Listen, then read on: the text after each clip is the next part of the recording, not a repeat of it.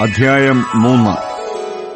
ഞാൻ യഹൂദായുടെയും യെരുശലേമിന്റെയും സ്ഥിതി മാറ്റുവാനുള്ള നാളുകളിലും കാലത്തിലും ഞാൻ സകല ജാതികളെയും കൂട്ടി യഹോശാഫാത്ത് താഴ്വരയിൽ ചെല്ലുമാറാക്കുകയും എന്റെ ജനം നിമിത്തവും എന്റെ അവകാശമായ ഇസ്രായേൽ നിമിത്തവും അവരോട് വ്യവഹരിക്കുകയും ചെയ്യും.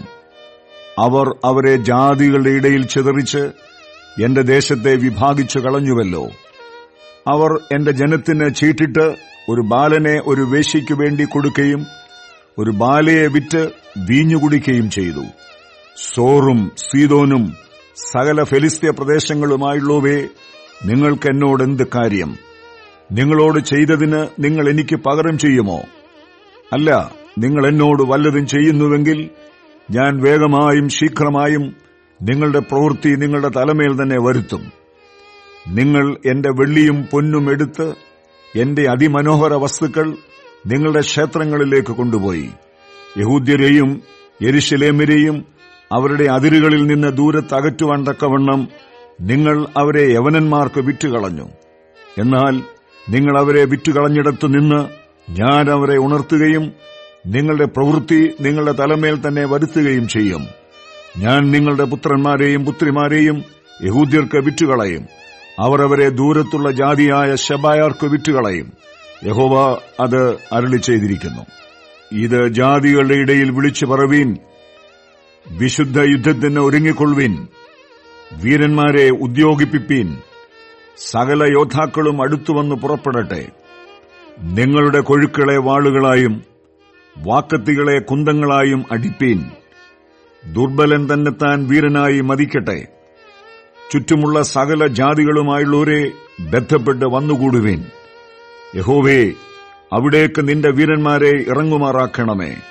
ജാതികൾ ഉണർന്ന് യഹോശാഫാത്ത് താഴ്വരയിലേക്ക് പുറപ്പെടട്ടെ. അവിടെ ഞാൻ ചുറ്റുമുള്ള സകല ജാതികളെയും ന്യായം വിധിക്കേണ്ടതിന് ഇരിക്കും. അരിവാൾ ഇടുവിൻ, കൊയ്ത്തിന് വിളഞ്ഞിരിക്കുന്നു. വന്ന് ചവിട്ടുവിൻ, ചക്ക് നിറഞ്ഞിരിക്കുന്നു.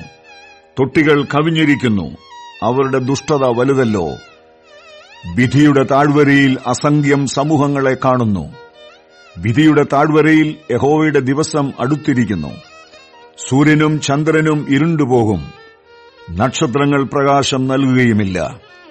യഹോവ സിയോനിൽ നിന്ന് ഗർജിച്ച് യെരുശലേമിൽ നിന്ന് തന്റെ നാദം കേൾപ്പിക്കും. ആകാശവും ഭൂമിയും കുലുങ്ങിപ്പോകും. എന്നാൽ യഹോവ തന്റെ ജനത്തിന് ശരണവും ഇസ്രായേൽ മക്കൾക്ക് ദുർഗവും ആയിരിക്കും. അങ്ങനെ ഞാൻ എന്റെ വിശുദ്ധ പർവ്വതമായ സിയോനിൽ വസിക്കുന്നവനായി നിങ്ങളുടെ ദൈവമായ യഹോവ എന്ന് നിങ്ങൾ അറിയും. യെരുശലേം വിശുദ്ധമായിരിക്കും. അന്യജാതിക്കാർ ഇനി അതിൽ കൂടി കടക്കുകയുമില്ല. അന്നാളിൽ പർവ്വതങ്ങൾ പുതുവീഞ്ഞു പൊഴിക്കും, കുന്നുകൾ പാൽ ഒഴുക്കും, യഹൂദായിലെ എല്ലാ തോടുകളും വെള്ളം ഒഴുക്കും. യഹോവയുടെ ആലയത്തിൽ നിന്ന് ഒരു ഉറവ് പുറപ്പെട്ടു, ശിത്തീം താഴ്വരയെ നനയ്ക്കും.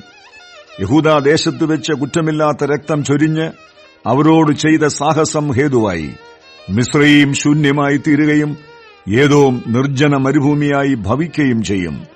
യഹൂദായ്ക്കോ സദാകാലത്തേക്കും യെരുശലേമിന് തലമുറ തലമുറയോളവും നിവാസികളുണ്ടാകും.